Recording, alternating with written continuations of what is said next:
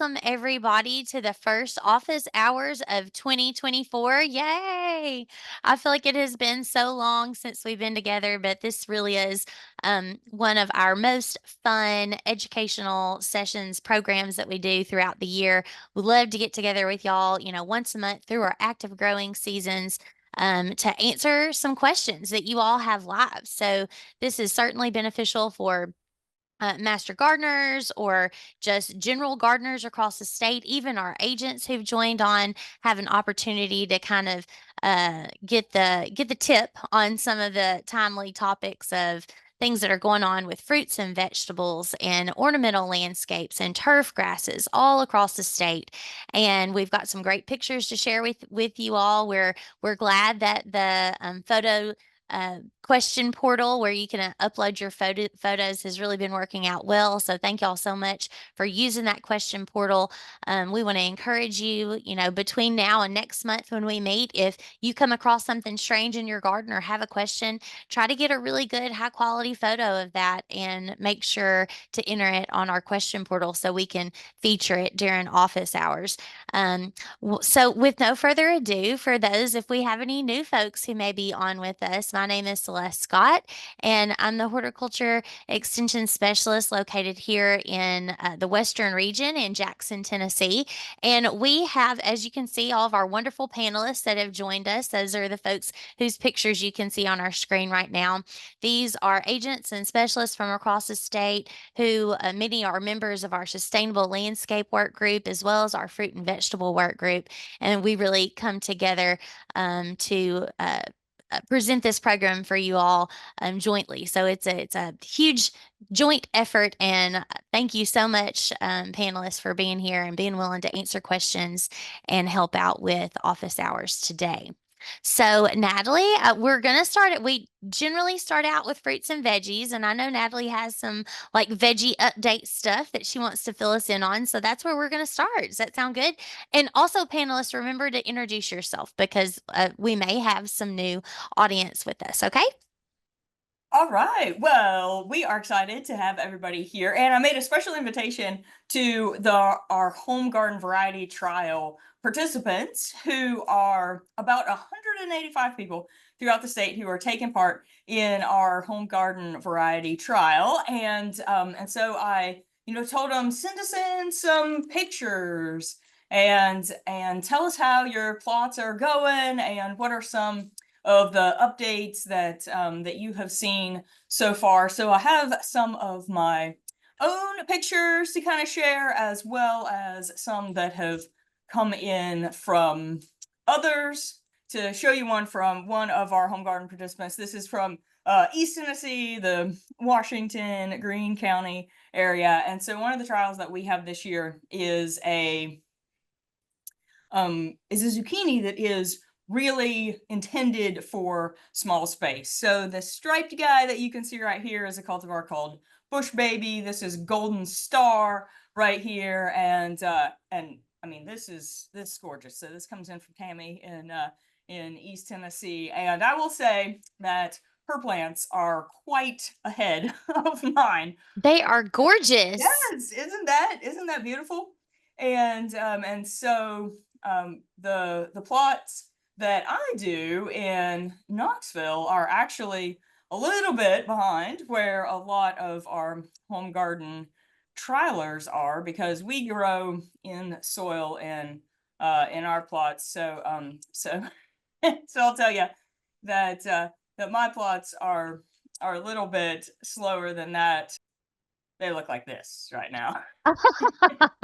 Hey, you got time. Summer's Yeah, long. Summer is yeah. long. Okay, so one of the trials that we had in our trial this year was dill, and we have two compact dill. So we have a cultivar called Fernleaf and a cultivar called Teddy. And I have them growing in a hydroponic system in my small greenhouse because it's fun. I got to start them early while the soil's still wet. And so, Seth, Celeste, what do you see in this picture? Like, I saw it, there was just frass on the bottom of my Oh, I um do see that.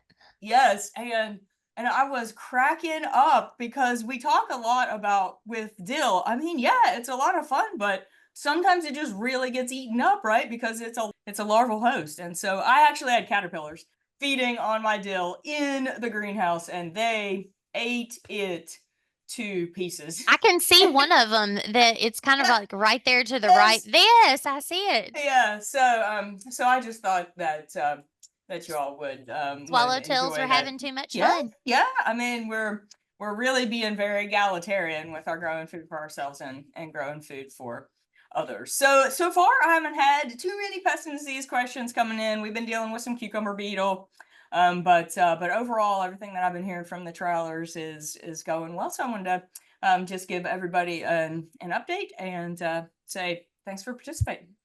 That's awesome. I love hearing like their success stories and seeing their pictures. I mean, we know that yes, they're ordering the seeds and wanting to participate and collecting the data, but I think it just makes it even so much more real when we can see those live photos from their own gardens. So that's really cool. Well, good. Okay, so let's jump right into a couple more. We do have a few vegetable related questions in that came into the portal this past month. And so I picked a few that I felt like were pretty timely. And I think, Amy, you had designated that you would field this question. The question in our portal said, for raised vegetable garden beds, is there anything that should be done to the soil to prep for planting from one year to the next, specifically to ensure that there are enough nutrients for the plants? And then there were a couple other extra questions. How do I know how much fertilizer to use? How do I know what needs to be amended? Etc. And so if you want to start in on that, I will discover our picture and share screen for everybody. Sure, I'd be happy to take this one. Just to introduce myself, this is my first time hopping on as a panelist for office hours. So I'm Amy. I'm a horticulture agent here in Davidson County, Nashville area. And I particularly take to raised bed and container questions, just because that relates to a lot of the work that I do here in Nashville. We don't have as much space, so most of our gardeners are working in smaller raised bed spaces.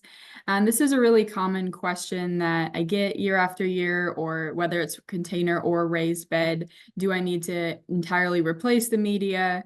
And this is not really always realistic or cost effective for most people to remove everything in their raised beds and fully replace it.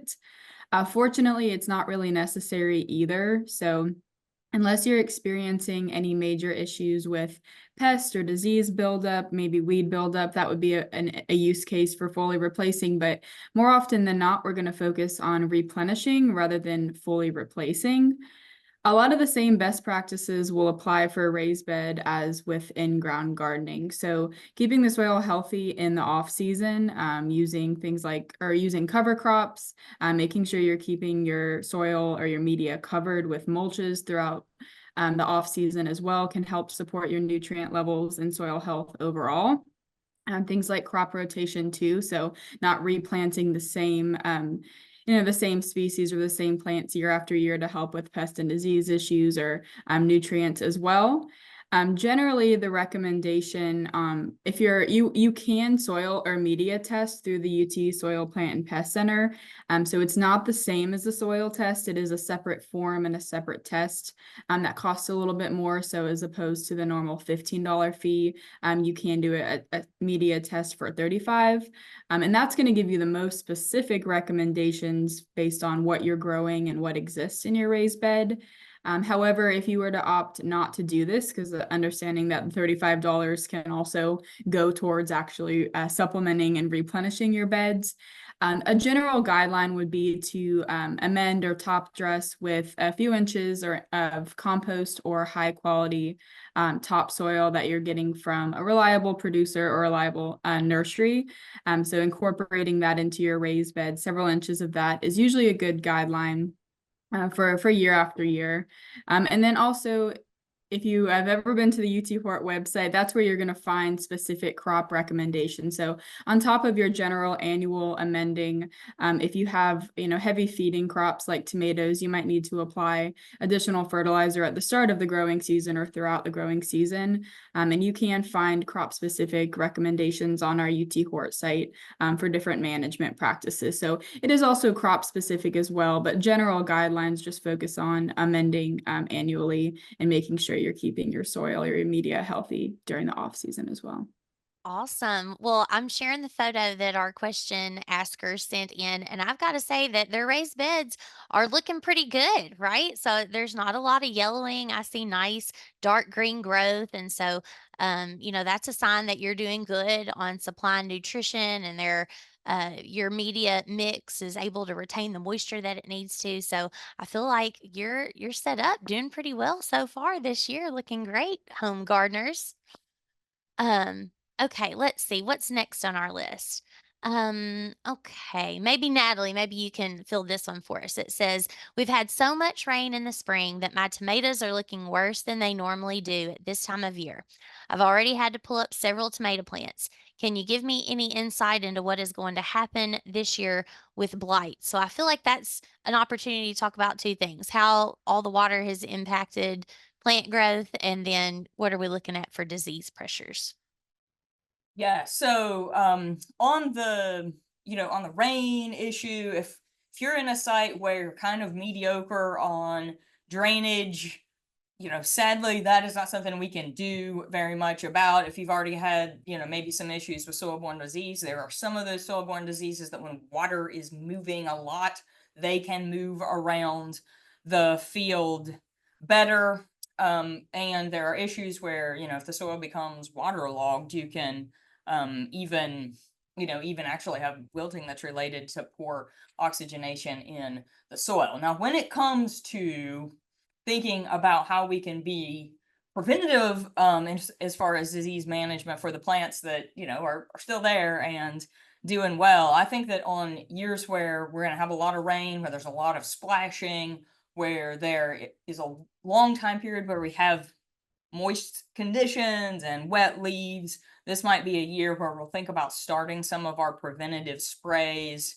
Even before we're starting to see our leaf diseases come in, start those preventative sprays, whether on the organic side with a copper or with a biological, or chlorothalonil or daconil, some of our traditionals. This would be one. In fact, it's on my plan for today, actually, to get some fungicide on my tomato trials this evening, before I go home. Now, this tomato, this firing or almost burning of the leaves is something that is a little bit odd. We want to rule out things like potential overspray, herbicide drift, or things like that. But I'll say that on this brown type of leaves, I have actually seen tomato spotted wilt virus, which is a virus, show up in young plants in the field in a manner like this. Now, for viruses, we want to make sure that we get good confirmation, but it's actually a thrips transmitted issue that can be caught in the greenhouse when there's high plant density and insect issues. And so